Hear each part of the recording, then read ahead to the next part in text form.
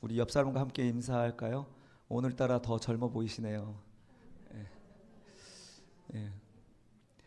요즘 날씨가 막 변덕스럽고 막 그래서 허리도 아프시고 무릎도 아프신 것 같은데 또 요즘 또 이렇게 뭐가 이렇게 깜빡깜빡 하는지 안경을 이렇게 제가 이렇게 머리에 올려놓고 안경을 찾는 일도 많고 그리고 분명히 1층에 목양실에 5층에 있다가 이제 일이 있어서 분명히 내려왔는데 내가 왜 내려왔는지 잘 몰라서 한참 생각하다 올라가서 다시 생각해가지고 내려온 경우도 있죠.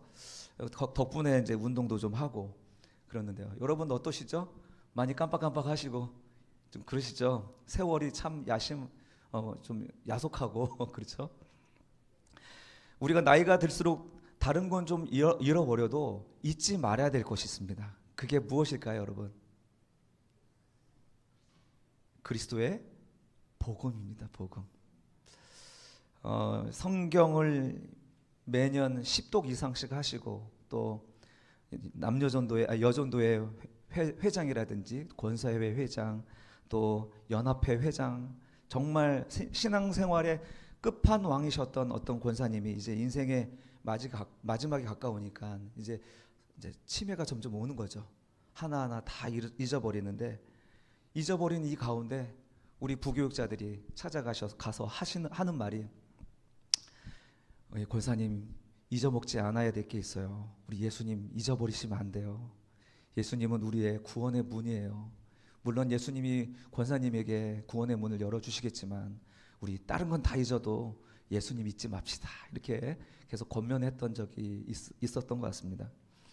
여러분 우리가 예수님을 믿고 또 그 구원의 은혜는 우리가 처음 믿을 때만 중요한 게 아니라 이렇게 마지막 순간에도 중요한 것 같습니다. 복음은 그 처음에만 중요한 게 아니라요. 복음은 죽을 때까지 우리에게 중요하고 필요한 것이죠. 오늘 우리가 함께 나눌 말씀의 제목은 다시 복음으로입니다. 다시 복음으로. 오늘 갈라디아서 1장 1절에서 5절의 말씀을 통해서 우리가 평생 믿어온 이 복음이 도대체 뭐고 또 왜 우리들에게 이 복음이 매일매일 필요한지를 우리가 한번 생각해 봤으면 좋겠습니다. 먼저 복음은 한번 따라해 볼까요? 복음은 찾아옵니다. 네, 복음은 찾아옵니다. 내가 믿고 내가 찾아서 이 복음을 접하게 된 게 아니라요. 복음이 나에게 온 것입니다. 그래서 복음을 뭐라고 해요? 선물이라고 하는 거고요. 은혜라고 하는 것입니다. 그래서 하나님께서 오늘 우리에게 복음을 주신 것은 바로 위로부터 아래로 우리에게 준 것입니다. 그래서 우리의 기독교는요, 하향식 종교라고 말씀드렸습니다. 나머지 이 기독교를 제외한 또는 세속화된 교회들은 이 신앙이 어떻게 해요? 위에서 내려온 신앙이 아니라 아래서 더듬어 올라가려고 하는 신앙이란 거죠. 복음은 그 말 자체가 담고 있는 의미가 뭐냐면 위에서 내려온 것입니다. 우리가 의식하지 못할 때, 우리가 깨닫지 못할 때 위에서 내려온 것이라는 거죠. 그래서 오늘 1절의 말씀 한번 보실까요? 바울이 자기를 소개를 하는데 사람들에게서 난 것도 아니고 사람으로 말미암은 것도 아니고 오직 예수 그리스도와 그를 죽은 자 가운데서 살리신 하나님 아버지로 말미암아 사도된 바울이라고 이야기합니다. 예. 지금 자신을 어떻게 표현하고 있습니까? 자신을 하나님으로 말미암아 사도가 됐다라고 하는 겁니다. 이게 왜 중요합니까? 자기의 힘으로 또 자기의 노력으로 하나님의 종이 된 게 아니라 하나님의 일방적인 은혜로 내가 하나님의 사도가 되었다고 이야기하는 거죠. 여러분 사울 바울의 이야기를 잘 아시죠? 그가 다메섹으로 올라가면서 믿는 자들을 죽이려고 할 때 하나님이 그때 찾아오셔서 바울아 만나 주신 것 아닙니까? 여러분 구원은 바로 위로부터 주어진 선물이기 때문에 우리 편에서는 어때요? 공짜죠. 우리 편에선 공짜지만 이것을 구원을 주신 그 하나님에게 있어서는 엄청난 대가를 주고 우리에게 주신 은혜라는 거죠. 그러니까 내 입장에서는 공짜지만 하나님은 엄청난 대가를 지불하신 거예요. 게다가 여기다 플러스 하나 더 하셔야 돼요. 그게 뭐냐면 이것을 주신 분의 신적 권위가 거기에 담겨 있어요. 내가 내 구원을 이루기 위해서 노력을 했다면 그 구원의 가치는 내 수준밖에 안 될 겁니다. 그러나 나에게 구원을, 은혜를 주신 그분의 그 신적인 권위는 하나님의 수준으로 이 구원은 우리에게 보장되는 것이죠. 하나님은 우리에게 시시한 선물을 주지 않았습니다. 이해되시죠? 하나님은 우리에게 시시한 선물, 시시한 은혜, 그것을 우리에게 주지 않았어요. 엄청난 것을 주신 거예요. 당신의 명예를 걸고 주신 선물이 바로 구원의 은혜인 것이죠. 그러니까 우리가 은혜를 받았다 할 땐 사실은 나는 공짜지만 굉장한 책임감을 가져야 되는 것입니다. 사도 바울은 지금 이렇게 하나님으로 말미암아 사도된 바울이라고 이렇게 얘기한 이유는 뭐냐면 당시에 갈라디아 교회 성도들이 이 사람 가짜 아니야? 하면서 여러 가지 사도에 대한 의심을 하고 있었던 상황이었습니다. 오늘날로 말하면 가짜 뉴스가 이제 퍼져 있었던 거죠. 그때 당당히 바울은 말하는 것입니다. 나는 사람이 투표해서 세운 사람이 아니고 누가 시켜서 한 사람도 아니고 바로 부활하신 예수님이 직접 나를 부르셨다. 나는 그 신적 권위에 의하여서 나는 세워짐을 받았다라고 이야기하는 것입니다. 그래서 나의 나됨은 누구의 은혜입니까? 하나님의 은혜라고 얘기하는 것이죠. 여러분, 이것이 바울에게만 해당되는 얘기일까요? 구원받은 저와 여러분에게도 해당되는 말씀인 줄로 믿습니다. 여러분이 구원을 받은 것은 신적 권위에 의한 것입니다. 그러니 누가 뭐라고 해도 내 구원은 그 누구에게 자랑할 만한 것이죠. 자부심을 가질 만한 것이에요. 여러분이 집사고 권사고 장로고 저도 목회자고 하는 이 직분도 마찬가지입니다. 이것은 누가 불러서 한 것이 아니라 하나님의 신적 권위와 은혜로 우리가 직분자가 된 것이 아니겠습니까? 우리는 바로 하나님의 은혜, 곧 하나님이 우리를 부르셨기 때문에 구원받은 자가 되었고 또 직분자로서 교회에서 또 이 사회에서 쓰임받는 것입니다. 그래서 사도 바울은 내가 전하는 이 복음은 족보 있는 복음이야. 하늘의 신적 기원을 가지고 있는 복음이야 라고 담대하게 이야기하는 것입니다. 사랑하는 성도 여러분, 우리 또한 그런 은혜를 동일하게 받았다는 사실입니다. 그러므로 우리도 우리에게 찾아온 복음, 신적 권위를 가지고 엄청난 값을 지불하고 찾아온 이 복음에 대한 자부심을 회복해야 되는 줄로 믿습니다. 내가 믿는 예수 이거 진짜야. 너희들이 몰라서 그렇지. 이거 진짜야 라는 이런 자부심이 있어야 되는 거죠. 사랑하는 성도 여러분, 우리에게 복음이 먼저 왔습니다. 그래서 믿음은 선물이고 은혜인 것이죠. 이 은혜가 공짜라고 해서 그 책임이 없고 무가치한 것이 아닙니다. 오히려 이 은혜를 주신 분의 영광에 합당한 그런 자부심과 책임감으로 살아갈 수 있기를 간절히 바랍니다. 이제 대통령이 세워지면 여러 가지 이제 조각을 합니다. 강요들을 세우고 장관들을 세우죠. 지명받는 사람의 입장에서 이런 마음이 들 것 같은 생각이 들었어요. 나를 알아주고 믿어주니까 고맙지 않겠습니까? 그렇죠. 나를 알아줬어. 내가 이렇게 한 수고를 알아줬어. 그러니까 알아주는 거에 대한 고마움과 감사로 열심히 하는 거죠. 우리가 열심히 하면 하나님의 선택받는 그게 아니고요. 나를 알아주시기 때문에 내가 열심히 감사하는 마음으로. 그러니까 이게 순서가 뒤바뀌면 안 되는 거예요. 그러니까 내가 내 안에서 넘쳐서 열심히 하는 신앙생활. 이것이 복음이 우리에게 주는 열매라는 사실입니다. 또는 나는 그 정도 그릇도 안 되는데, 난 그 정도 역량도 안 되는데, 그런 깜냥이 아닌데 나를 강요로 장관으로 세웠다. 얼마나 고맙습니까? 그냥 밤을 새면서 아마 일을 하려고 막 불을 켤 것 같아요. 하나님이 우리를 먼저 부르셨다는 것을 우리가 늘 기억하셨으면 좋겠습니다. 내가 하나님을 사랑하기 전에 하나님이 나를 사랑하셨고, 내가 하나님을 원수로 생각하고 있었을 때 하나님은 이미 나의 창세 전에 당신의 가슴 속에 품고 있으셨다는 이 먼저 부르심의 은혜를 기억할 때 우리는 우리가 하고 있는 모든 삶의 의미도 새롭게 세워지게 되고 교회에서나 사람들에게 대하는 모든 태도에 있어서도 새로운 생각과 마음으로 대할 수 있는 것이 아닐까 합니다.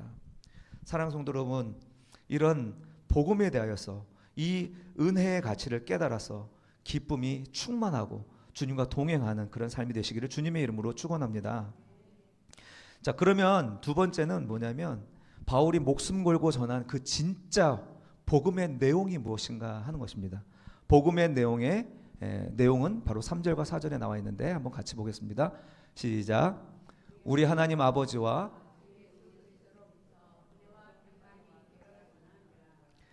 그리스도께서 하나님 곧 우리 아버지의 뜻을 따라 이 악한 세대에서 우리를 건지시려고 우리 죄를 대속하기 위하여 자기 몸을 주셨으니. 아멘. 예, 여기서 지금 사도 바울은 예수님에 대해서 무엇이라고 얘기하고 있습니까? 말씀 한번 4절을 한번 보여주세요. 사도 바울은 예수님에 대해서 무엇라고 얘기합니까? 일단은 3절에서 예수님은 은혜와 평강을 주신 분이고요. 4절에서 이제 얘기하는 게 우리 죄를 대속하기 위하여 자기 몸을 주신 분입니다. 예수님은 우리 죄를 대속하기 위해서 자기 몸을 주셨다라고 이야기합니다. 이렇게 자기 몸을 주신 이유가 뭐죠? 아멘. 우리를 건지시려고 우리 죄를 대속하고 당신 몸을 주셨다라는 것입니다. 우리를 건진다. 이 건진다는 표현이 이게 굉장히 중요한 단어입니다. 헬라어 엑사이레오라고 하는 단어인데요. 이제 물에 빠진 사람을 건지고 구하는 작업입니다. 물에 빠진 사람을 건질 때 뭐 4가지 단계가 있다고 그러는데 하나하나 다 설명하긴 그렇고 일단 자기 자신을 걱정해야 되잖아요. 구조자 자신을. 그래서 먼저 손을 뻗치거나 아니면 잡을 줄을 던지거나 하는 식으로 이제 한다든지 하는데 이도 저도 되지 않을 때는 이제 구조자가 자기 몸을 던져서 들어가서 건져내야 되는 거거든요. 엑사이레오라는 이 단어는요. 수영해서 밖으로 나와 뭐 이런 단어가 아니고요. 그 자신이 물 속으로 직접 들어가 가지고 정신 잃은 사람을 꽉 잡아채 가지고 건져내는 것을 의미하는 것입니다. 여러분 물에 빠져서 허우적대 보신 적 있으세요? 정말 이게 내 몸이 흘러가서 어디에 걸리거나 아니면 내가 얕은 곳에 바위가 있어가지고 이렇게 발에 밟혀가지고 건짐을 받지 않는 이상 내가 수영을 하지 못해서 물에 빠지면요 스스로 빠져나올 수가 없습니다. 그 물은 엄청난 두려움을 가져다 주는 것이죠. 여러분 우리가 바로 그런 물에 빠진 존재였다라는 것입니다. 죄라는 늪에 죽음이라는 구덩이에 우리는 빠져서 힘없이 스스로는 나올 수 없는 그런 인생이란 거죠. 그런데 예수님이 어떻게 하셨는가? 하늘의 보좌를 버리고 이 땅에 오셔서 우리 대신 매를 맞으시고 우리가 맞아야 될 십자가, 우리가 죽어야 될 죽음을 대신 십자가 위에서 죽어주심으로 우리를 확 낚아채서 구원하여 주신 것입니다. 건져내 주신 것입니다. 오늘 이 4절에서 나오는 복음의 내용이 바로 그것입니다. 물에 빠진 자에게 복음은 뭐죠? 건지기 위해서 구조대원이 온 것이죠. 여러분 한번 상상해 보세요. 내가 지금 바다 한가운데 빠져 있습니다. 배가 파손이 돼가지고 이제 내 수영도 못하는데 이제 좀 있으면은 물속으로 꼬르륵 하고 들어가는 순간입니다. 그런데 물 밖에 저쪽에서 모터보트를 타고 구조대가 도착합니다. 그리고 그 구조대는 아주 유명한 구조 생존 100% 이런 유능한 구조원이라고 소문난 사람이 도착했어요. 여러분 이런 물에 빠진 자에게 있어서 복음은 바로 이 구조원에 대한 100% 확신이겠죠. 여러분 그러면 이 물에 빠진 자가 이 구원을 누린다는 것은 무슨 의미겠습니까? 물에 빠진 자가 복음을 누린다는 것이 무슨 의미일까요? 그 구조대 손에 온전히 맡기는 것이 누리는 것입니다. 우리 수영하시는 우리 장전도사님 잘 아시겠지만 몸에 물에 있잖아요. 물에 그냥 몸에 편안히 힘을 빼고 편안히 누우면은 잘 떠요. 그런데 몸에 힘이 들어가는 순간 그냥 가라앉습니다. 밑에서 뭐가 잡아당기는 것처럼 가라앉습니다. 구조대 손에 맡겨야지 수월하게 구조를 당할 수 있는데 그 구조대원을 믿지 못해서 허우적대고 그리고 불안하여서 힘을 주는 순간 더 깊이 빠져 들어가는 것이죠. 그래서 구조대원이 물에 빠진 사람을 건질 때 일단 뒤에서 접근한대요. 그래서 그 사람에게 얘기해서 힘을 빼라. 그리고 손을 힘을 빼고 나에게 맡겨라 하고서 이제 구조대 손에 건져져야 되는데 이 사람이 잡히는 순간에 또 막 이렇게 붙잡고 늘어질 수 있잖아요. 그때는 어떻게 해야 되냐면은 구조대원이 물속으로 깊이 들어간다고 합니다. 그럼 물속으로 깊이 들어가면 어떻게 해요? 물에 빠진 사람이 이 손을 놓고 또 허우적대게 올라가려고 하겠죠. 그래서 구조대원도 살고 그 사람도 살린다고 하는 거죠. 우리가 힘을 빼지 않으면 구조대원이 구조할 수가 없는 거예요. 우리가 힘을 빼지 않으면 구조대원이 와서 우리에게 주려고 하는 그 평안과 생명을 누릴 수 없는 거죠. 우리 인생에도 딱 그런 것 같아요. 우리 주님이 우리를 이미 구원하시고 구조대원으로 오셔서 건져주려고 하는데 우리 영혼의 구원은 있었지만 또 근데 우리 삶의 구원도 우리가 믿음으로 살아내야 되는데 잔뜩 힘이 들어가서 주님을 믿지 못할 때 어떻게 됩니까? 잔뜩 힘이 들어가니까 주님은 더 물속 깊이 들어가서 우리의 손을 놓게 만드는 거죠. 여러분, 우리가 이런 하나님의 은혜가 왔고 예수 그리스도의 복음이 우리에게 왔지만 우리 일상에서 삶에서 평화를 느끼지 못하고 누리지 못하는 이유가 뭡니까? 내가 지금 여기서 스스로는 벗어날 수 있는 자가 아니라는 것을 인정하지 못하기 때문이 아닙니까? 나는 구원을 이룰 수 있는 사람이 아닌데 여전히 내 힘을 의지하려고 하고 내 방식을 따라서 찾아다니려고 하다 보니까 구조대원의 손을 의지하지 않고 내 힘을 의지하는 거죠. 그럼 물속으로 더 가라앉게 되는 거죠. 아니면 오직 예수님이 홀로 이루시는 이 구원의 역사를 믿지 못함이 아닐까 하는 것이죠. 여러분, 우리가 예수 그리스도의 복음을 우리가 믿는다면 그 결과는 평안이고 기쁨이어야 됩니다. 한번 잘 생각해 봤으면 좋겠습니다. 내가 왜 이 평안을 누리지 못하고 밤새 잠을 이루지 못하는 걸까? 물론 우리가 여러 가지 호르몬 작용 때문에 잠을 못 자는 것도 있겠지만 여러 가지 많은 생각과 근심, 걱정 때문에 우리가 잠을 못 이루는 때가 얼마나 많습니까? 사랑하는 성도 여러분, 주님은 우리에게 영혼의 구원뿐만 아니라 우리의 삶의 구조원으로 오셔서 구원하시기를 원하십니다. 그분 안에 평안을 누리시기 원한다면 그분 손에 온전히 맡겨드릴 수 있는 저희들이 되었으면 좋겠습니다. 그리고 세 번째, 이제 이 복음이 이제 우리가 필요할 때만, 어려울 때만 필요한 것이냐? 그게 아니고 복음은 여전히 필요하다는 것입니다. 이 편지를 받는 사람들이 누구인가? 한번 2절 같이 한번 읽어볼까요? 시작. 함께 있는 모든 형제와 더불어 갈라디아 여러 교회들에게 이 편지를 쓰는 거예요. 이 복음을 이야기하는 것입니다. 지금 이 편지를 받는 사람들은 안 믿는 사람이 아니고요, 믿으려고 하는 사람이 아니고 전도 대상자에게 하는 게 아니라 지금 잘 믿고 있는 중견교회 갈라디아 교회에다가 이것을 보내는 것이죠. 이미 예수를 믿고 교회를 다니는 교인들에게 보내는 것이죠. 이미 예수를 믿는 사람에게도 여전히 복음이 필요하다는 것을 말씀하고 있는 것입니다. 사실 우리 어르신들 정말 신앙생활 30년, 40년, 50년 이렇게 해 오시면서 복음 하면은 이거 다 아는 얘기인데 뭐 이거 또 들어 이렇게 생각하시는 분 있을 것 같아요. 예수님이 나를 위해 죽으신 거 이거 모르는 사람이 어디 있겠습니까? 그런데 바울은 말합니다. 그렇게 말하는 갈라디아 성도들에게 말합니다. 아니요, 여러분은 복음을 잊어버렸습니다. 오늘 나에게 주는 말이 아닌가 싶은 거죠. 여러분, 우리 마음속에 불안해하는 마음이 그 증거가 아닐까요? 불안하니까 몸에 힘이 들어가고 구조대원의 손에 온전히 맡기지 못하고 자기 힘으로 벗어나고자 허우적거리는 이런 모습이 그 증거가 아닐까요? 우리 가운데 이러한 두려움이 참 많습니다. 내가 오늘 기도를 좀 덜 하면 하나님이 나에게 혹시 벌 주지 않을까 하는 생각, 또 내가 이렇게 지금까지 4, 50년, 50년 주님 봉사해 왔는데 정말 내 자식이 왜 이 모양 이 꼴일까? 라는 생각들, 다 복음과 아무 상관없는 생각들입니다. 여러분, 그래서요, 우리는 매일매일 하나님 말씀을 통해서 복음을 기억해내야 되고요, 복음 안에서 다시 태어나야 되는 것입니다.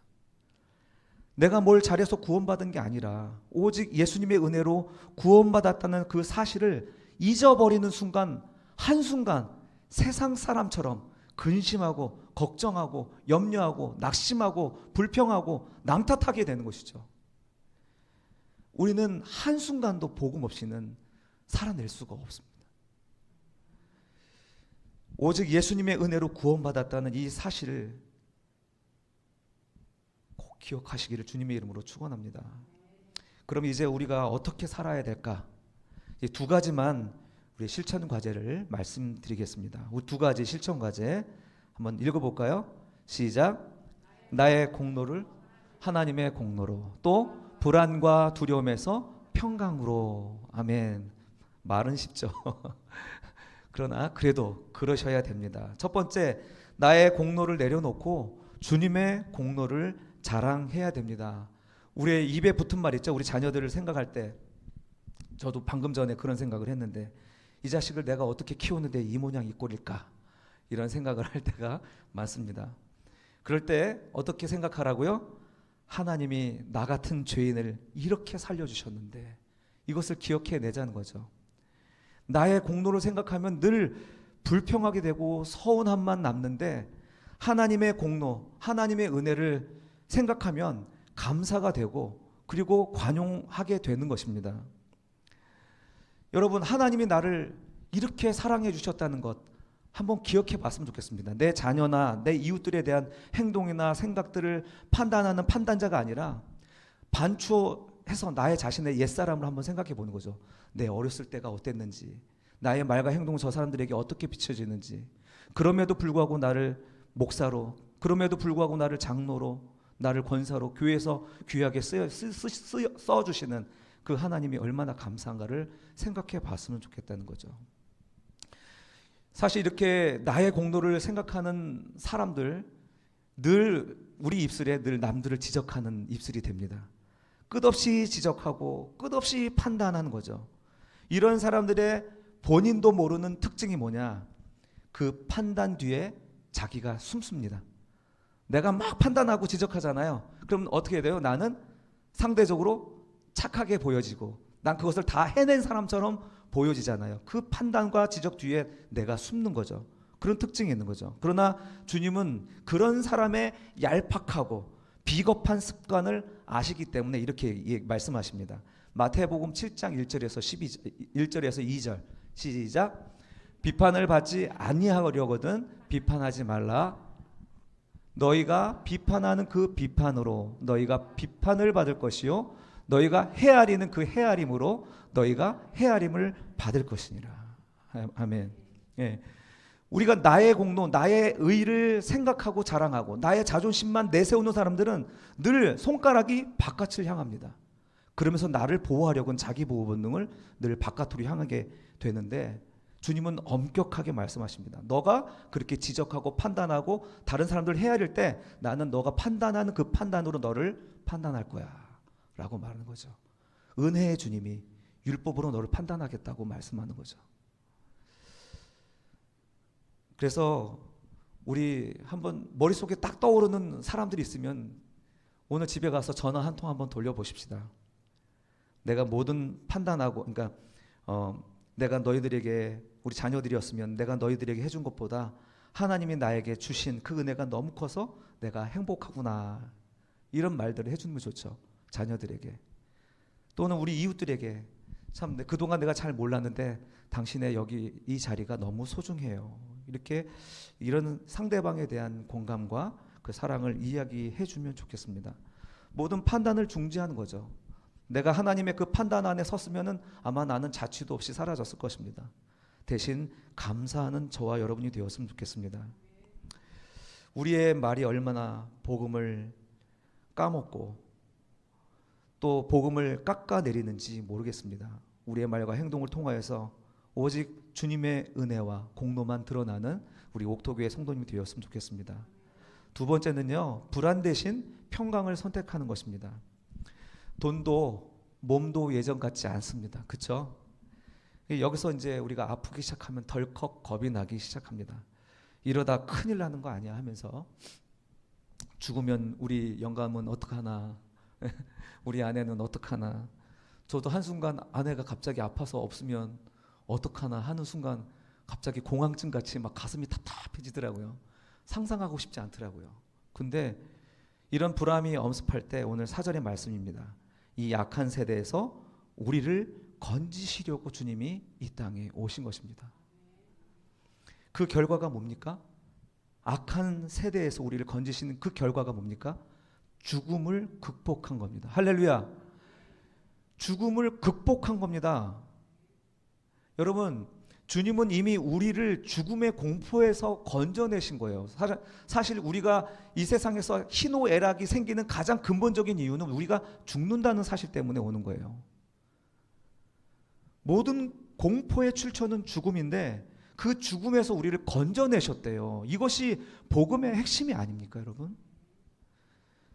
이것이 세상 사람들과 우리를 구별하는 가장 중요한 특징입니다. 죽음을 극복한 자, 죽음을 극복한 자, 이 죽음에 대하여서 또 삶에 대하여 어떤 특징을 가지고 있을까요? 이 사람들은. 여러분, 부흥의 때와 쇠락의 때가 확연히 갈리는 내용 중에 하나가 죽음에 대한 태도였습니다. 부흥의 때는 어땠습니까? 잘 죽으려고 애를 썼습니다.